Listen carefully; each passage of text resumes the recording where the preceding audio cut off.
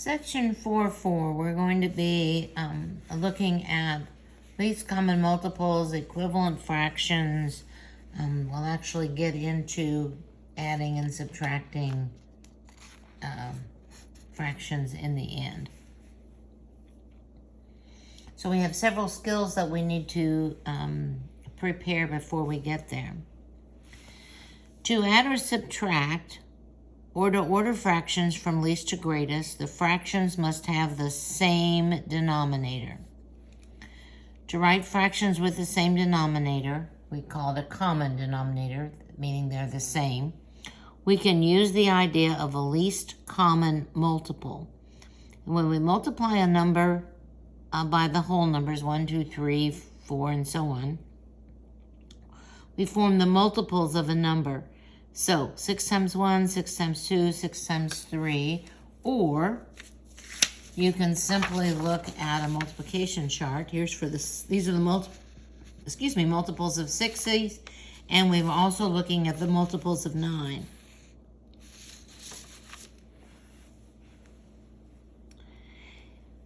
Common multiples would be numbers that are multiples of 6 and multiples of 9. You can see that 18 is a multiple of both, 36 is a multiple of both, 54 is a multiple of both, and there are more if we were to continue on multiplying by larger numbers rather than 9.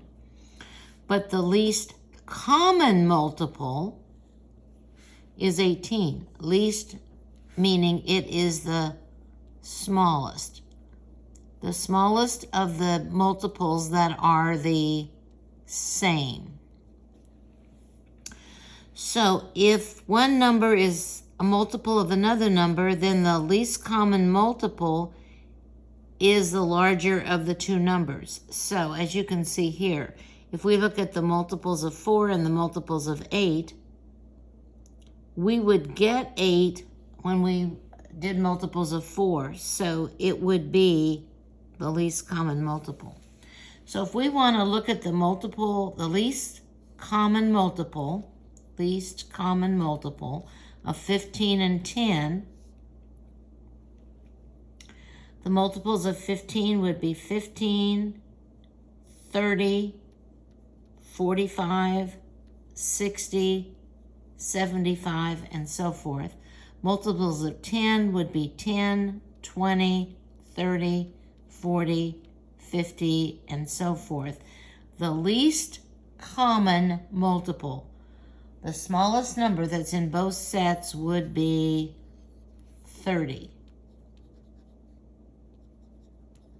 If we look at 12 and 15, multiples of 12 would be 12, 24, 36, 48, 60, 72, and so forth. Multiples of 15 we just did. 15, 30, 45, 60, 75. The smallest number that's in both sets would be 60. So you can, 15 and 12 are too big. Well, 12 is on this, 15 is not. But you could add that on your multiplication chart or just add it to a list and look for common multiples.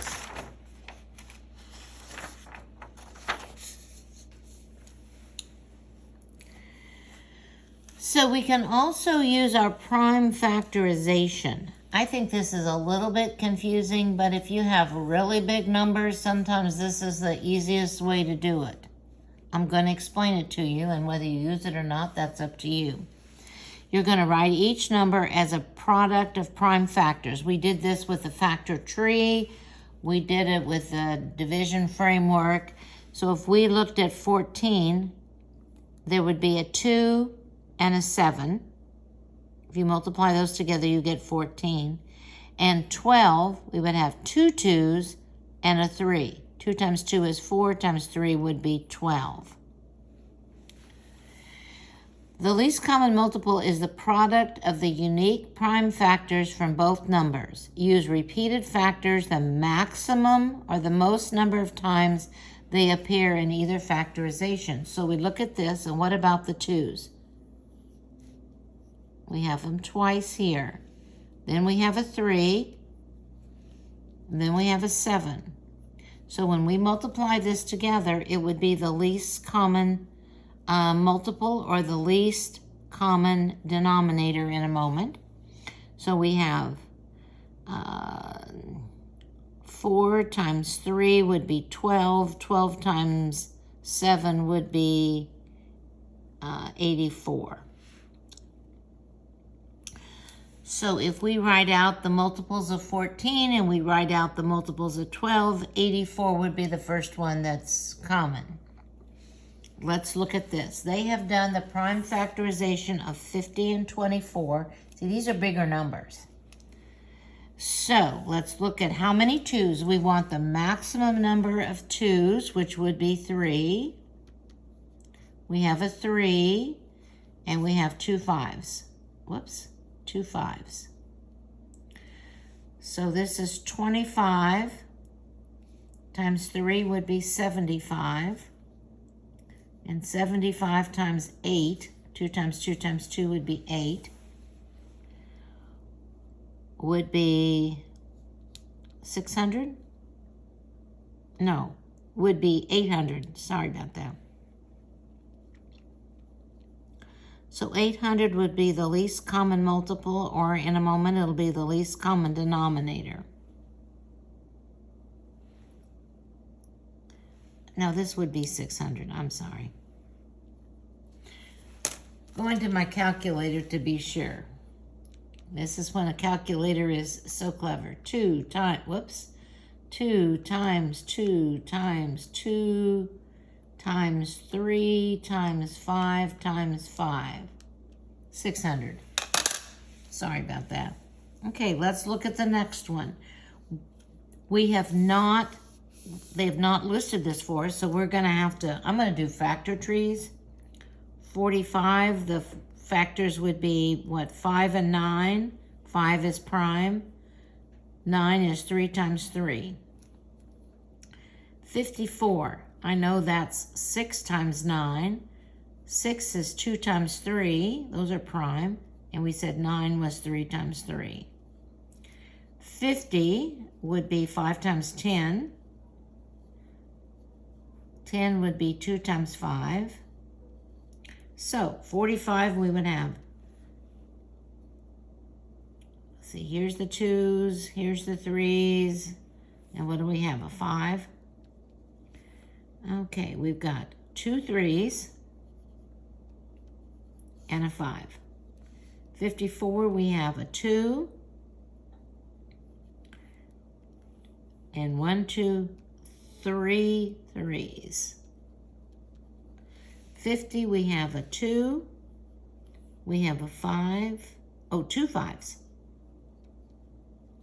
So the least common multiple would be, maximum number of 2's would be 2, maximum number of 3's would be 3 of them, and then we have 2 5's. So if we multiply those together, we have 2 times 3 times 3 times 3 times 5 times 5. 1,350.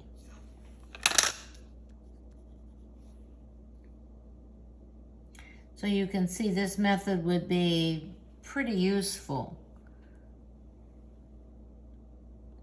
because we would have to do a lot of listings to find those.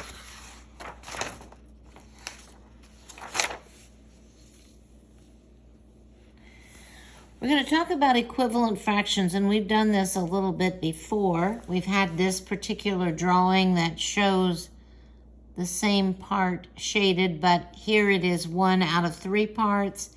Here it is 2 out of 6 parts. Here it is 4 out of 12 parts. So these all show the same, and they are the same place on the number line. So if we want to write a fraction and they've told us the denominator, then we're going to multiply the numerator and the denominator by the same number. That's how we have equivalent fractions. So if we look at this one, 2/9 is how many 36? Well, 9 times 4 is 36, so we would have to multiply the numerator also by 4. 2 times 4 would be 8. If we want to go from 11/8 to 56, 8 times 7 would be 56. So 11 times 7 would be 77. 5, 6, how many 30ths? 6 times 5 would give us 30, so 5 times 5 would be 25. We're multiplying the numerator and the denominator really by 1 because we have the numerator and denominator the same. Now, to go from -4 to a +8, we're going to have to multiply by -2. Signs are the same, it's positive. So we're going to have to multiply the numerator also by -2. Signs are different, so it's going to be -18. Again, we've got -8 resulting in a +16, so we're going to have to multiply that by -2. And if so, we have to multiply the numerator by that as well. We get -6/16. Actually, we're doing the opposite of simplifying. If you were given this, then you would simplify it to this. If you were given this, you could simplify it to this. If you were given this, you'd simplify it to this. So we're kind of unsimplifying, because our goal is to change it so that it has a particular denominator. So if we want to change thirds to 12ths, we'll have to multiply by 4, top and bottom. We would have -40/12ths. You can see you can simplify that by dividing both the numerator and denominator by 4. To go from 3 to 9x, we would have to multiply 3 times 3 to get the 9, and then we'd have to multiply by x. So we're going to multiply the top also by 3x. So 6x over 9x would be 2/3. To go from y to y squared, we're going to have to multiply top and bottom by y. To go from w to w squared, we're going to have to multiply both by w. So 10w over w squared.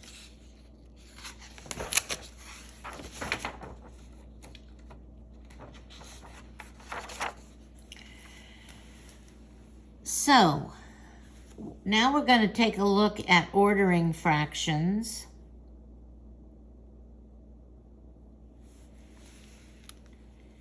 Which is bigger, 3 of 5 pieces or 4 of 5 pieces? Well, daggum, that's simple.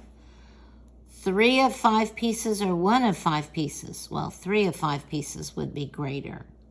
If the fractions have different denominators like we do here, we're going to find that least common denominator or least common multiple and convert each fraction to an equivalent fraction with that new denominator. So here, these are pretty close to the same size. So let's find a common denominator. Multiples of 5 and multiples of 7. I'm just going to use my chart here. If I looked at the 5s and I looked at the 7s, I would see that 35 would be the first number that's the same in both of those. So I'm going to change 3/5 to 35ths, and I'm going to change 4/7 to 35ths, just like we did on the last one. So 5 times 7 would be 35, so 3 times 7 would be 21. So this would be like 21 over 35 on this side. 7 times 5 is 35, so 4 times 5 would be 20. So this side would be 20 35ths. So it's easy to see. Once we have the same denominator, it's easy to see which one is greater. This one, 8ths and 9ths. If we looked at the multiples of 8, multiples of 9, I think 72 is going to be our least common multiple. So if we want to change 3/8 to 70 seconds, then we'd multiply 8 times 9. 3 times 9 would be 27. So this is really 27 70 seconds. If we want to change 4/9 to 70 seconds, we'd multiply by 8 in the denominator and 8 in the numerator.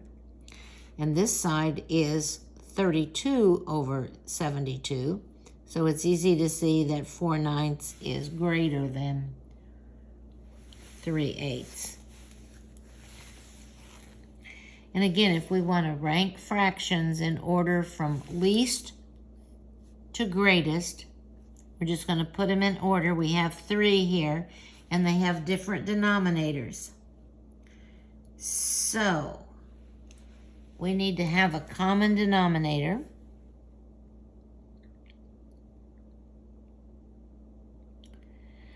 Oh, let's see. What would that be? Did we do that on one of these others? Let me just peek.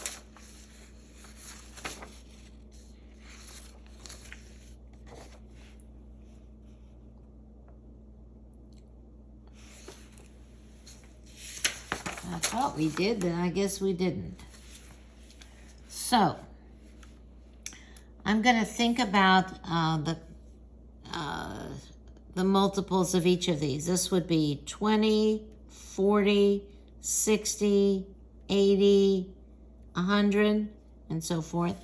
This would be 15, 30, 45, 60, 75. Right now we have 60, but we have to do 9. We know that's 9, 18, 27, 36, 45. 45 would work here, but it doesn't work here. 54. 63. So far, nothing works yet. And 9 more would be 72. 81. 90. We're going to have to go further and further, aren't we? So this would be 100, then 120, 140, 160, 180. Let's see if that's far enough. 75 and 15 would be 90, 105, 120.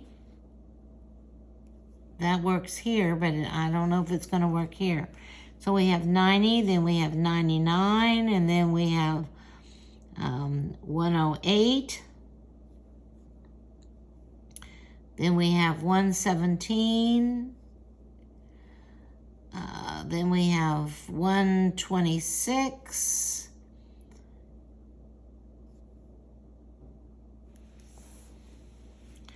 And then 135. 135 is going to work here, but it's not working here. 150, which won't work anywhere. Well, I'm sorry, that's not right. It'd be 144.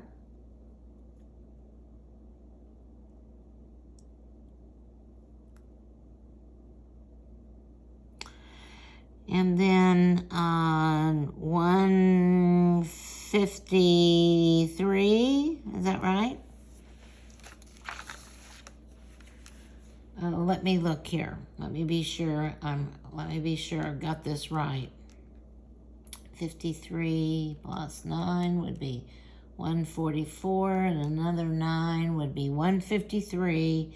Another 9 would be 162. Another 9 would be 171. Another 9 would be 180.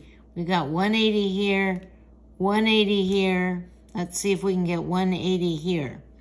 135, 150, 165, 180. Wonderful. So we're going to change all of these into 180ths. Okay, this would be times 9 times 9. This would be, I'm just going to divide 180 divided by 15 to see how many I did. 12. So 12 times 7 would be 84. And here we need to multiply by 20 would be 80. So now it's easy. Our smallest one would be 4/9. Our next one would be 9/20, and our biggest one would be 7/15. So there's a lot of work there. This might have been easier to have used the prime factorization. And now we have the same thing except they are negative. And what we know about negatives is on the left of 0, they're going to go backwards. So instead of this being the smallest, it's now going to be the largest. So we'll have negative 7/15, negative 9/20, and the biggest one, the one closest to 0, will be negative 4/9.